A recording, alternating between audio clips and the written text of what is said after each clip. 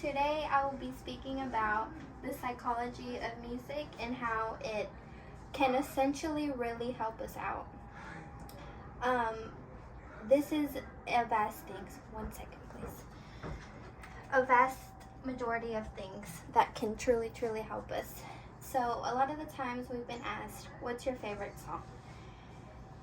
And to be honest, songs are such a universal language, and each of us has a favorite depending either entirely on our experience or our moods. Music is one of the many things we commonly share. There's all different genres, all different types of beats, all different types of things that help us connect to music. So music is often listened to as a mood lifter and to distress us in stressful situations, and it essentially really just helps us to live a happier life. I'll be explaining some of the psychological reasons as to why emotions hold such a vast connection with music, and some of the things that I'll be speaking about is what occurs in our psyche when listening to music, ways to use music as a positive outlet, and why music connects us with emotion and how they merge together, and also some benefits of music therapy that's been proven.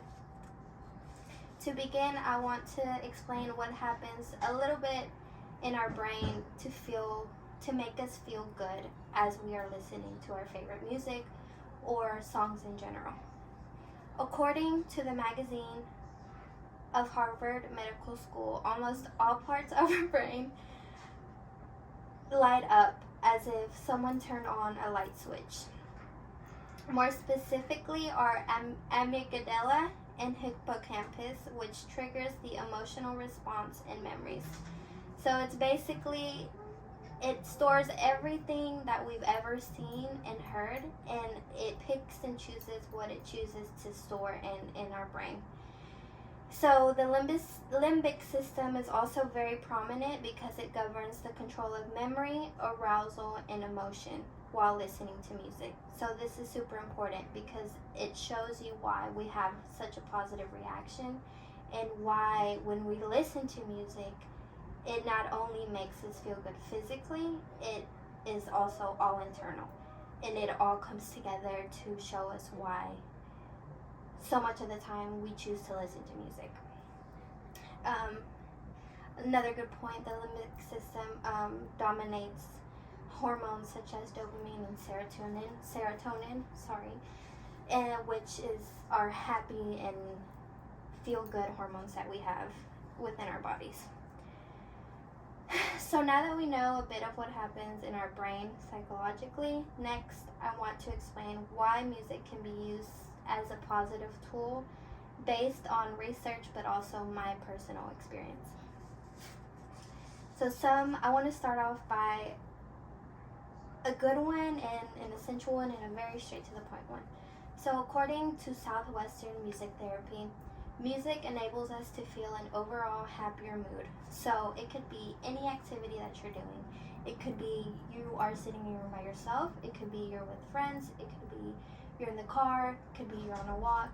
It could be any chore, any activity that you're doing that really benefits us, and that's why we listen to so many songs that make us feel good, because it's internal as well as external. My personal favorite is going on walks, listening to my favorite music. Another subject I'd like to touch base is backed by pfizer.com and my experience. So music has been researched and proven to help us sleep better and faster, especially in times of stressful situations that we live. It is best to play calming music because that's what truly shuts down our fight or flight system, and it takes us into a deep REM relaxation sleep that we so gratefully need, especially when being stressed.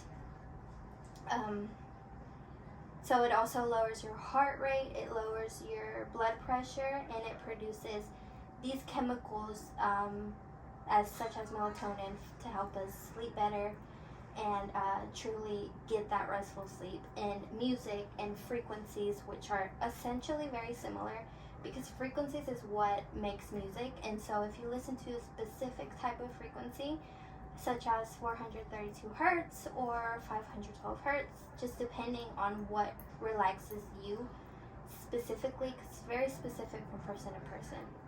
However, the point being is that it truly does impact our sleep in a greater way, especially with people with insomnia or people that just have trouble sleep. And I think that's a beautiful and wonderful thing to know, because a lot of us struggle with sleep, and it's one of the options that we have that music gives us to benefit us in a positive way. Another vital one and a great one is working out with music. So it's been research based by National Center for Health Research. Listening to music while working out produces consistent stamina. So consistent stamina is very important whenever we're doing activities, whether it's running, walking, lifting, cardio, whatever it is. Working out your body, moving it, is something that produces our stamina. And stamina is basically the chemical in our body that tells us to keep going, to keep pushing, and it gives us that burst of energy to push yourself to the limits. And so this is why you see so many people at the gym with their earphones, because they're all listening to music, most of us, some podcasts, but for the most part, it's definitely listening to music, listening to what makes you feel good, or if you want to feel sad and it pushes you in that way to finish the workout, that also works. It's very person to person, but I think it's important to note that there's a reason why people listen to their earbuds with music blasting, because it pushes them through a workout and gives them that encouragement to keep going. Hopefully those things that I listed are somewhat of importance and can be taken and kind of reminded of how music really is a gift, and in a way that makes us feel more happy to be alive. It makes us do activities that perhaps sometimes we don't want to do, but music pushes us to do it. So now I'll be speaking about the art of the connection between music, emotions, and personal experience. So personal experiences, emotions, and connection to music is pretty vast. So I do want to explain kind of what goes on in our brain. So as stated by Sound of Life, listening to songs that bring back memories is stored deep in our brain, specifically in the auditory cortex, which similar to what happens when you first listen to music, except in the auditory cortex, it stores what we see and hear. More specifically, music in a situation that we deemed as important at that time. So in knowing this is why you hear a song that you haven't heard in a long time in a grocery store, in your car, out of the country, anywhere. You hear it and it almost instantaneously brings you back to that moment with that song that it gives the memories of. And I think this is another token of how powerful our brain can really be. And it can either be a positive or a negative. But in most cases, songs bring us moments of blissful memories that we once lived. And that's why I believe, and also research-based, why it's honestly important, because I think if we have happy memories correlated with these songs, it brings you a sense of nostalgia. And I think nostalgia, although it used to be a bad kind of thing, I think nostalgia now is mostly something that you lived through that made you feel good. And so in that way, music produces a lot of memories. So again, it can be an array of emotions that certain songs, certain beats makes you feel. But I think at the end of it, we as humans experience so many different emotions. So in the end, I think we kind of benefit from either or. because not every song is going to bring us happy ones. Not every song is going to bring us sad memories, you know? So it's just kind of pick and choose. And I think in my personal experience in my family's, we correlate songs to a lot of happy experiences. Lastly, I'll be explaining some of the benefits of music therapy. So music therapy has been around since the 1940s, so it's been a long time, and ever since then, also backed by musictherapy.org, ever since then it's been expanding to so many types of practices. In particular, that really stood out to me is how it can help cancer patients and Parkinson's disease patients. Now, this is not in a way that's going to heal them completely. However, it's incredibly important to note that when people are going through these incredibly difficult times, positive outlets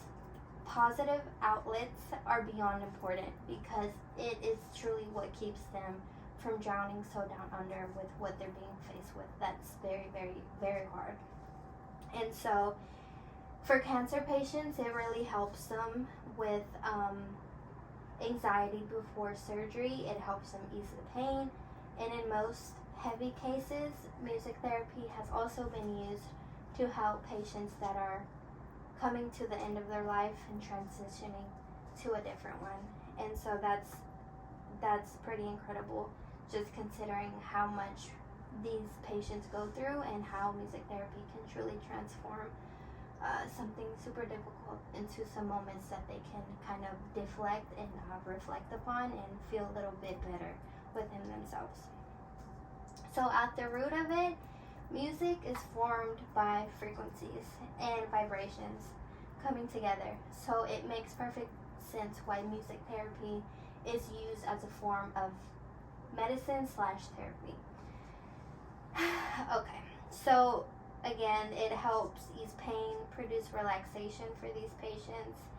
For Parkinson's patients, it specifically have been proven to improve their memory, improve their balance, and provide support to enhance their mood and cognition. And it's been proven time and time again that this is honestly very pivotal for people that are going through these sicknesses. And I think that's something only music can provide, in the sense of alleviating their emotional and mental health as they go through these tribulations. By ABDA, Parkinson.org, and APA. Wonderful research on that.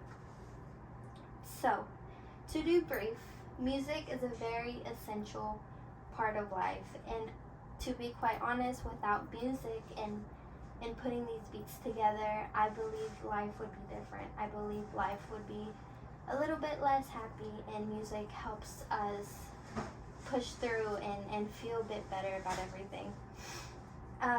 So it's used in many ways to enhance our lives, and I think that's a gift. I've explained some of the ways our brain reacts when we listen to music and why music is so important, which I believe everyone has somewhat of a connection to music. No matter if you're sad, no matter if you're happy, we connect to it. It's our outlet. It's our, like our shoulder, in that sense. So today I've brought to the table why and how music impacts positively and how powerful it truly is at its core. My reason for this speech today was not to just explain what happens psychologically, but more so to dive deeper into the magic of music being a universal language to all of us, and to let music continue to bring us happy moments we'll remember for a very long time. And in this case, as long as we have music, we always will have a sense of joy. And so, back to what I said about emotions, we go through so much in our lives, we feel so much, and music is one of a couple things I believe that really, really nudges us and helps us, no matter what emotion we are wanting to feel, whether if you want to feel happier, you're in a funk, you want to listen to sadder music. It happens, but I think it helps us a lot.